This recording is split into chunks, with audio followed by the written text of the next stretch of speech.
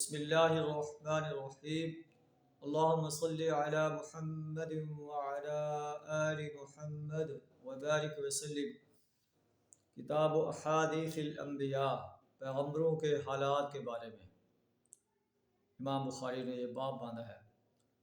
عن ابی ہریرہ رضی اللہ عنہ عن نبی صلی اللہ علیہ وسلم قال خلق اللہ آدم وطولہ 60 ذراعا۔ حضرت ابو ہریرہ رضی اللہ تعالیٰ عنہ روایت کرتے ہیں کہ نبی صلی اللہ علیہ وسلم نے فرمایا، اللہ نے آدم علیہ السلام کو پیدا فرمایا اور آپ کا قد 60 ہاتھ تھا۔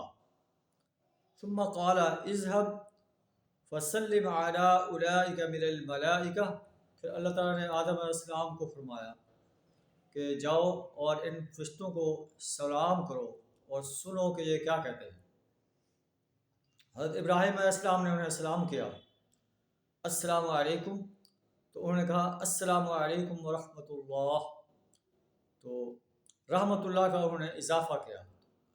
اللہ نے فرمایا فَكُلُّ مَن يَدْخُلُ الْجَنَّةَ عَلَى صُورَةِ آدم، جو بھی جنت میں داخل ہوگا آدم علیہ السلام کی صورت میں داخل ہوگا، ان کی جسامت ویسے ہوگی، قد کاٹ ویسے ہوگا۔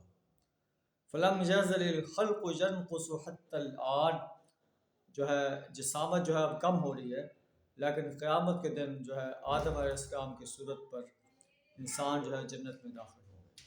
اللہ سے قادر ہمیں بھی جنت الفردوس میں اعلیٰ مقام عطا فرمائے۔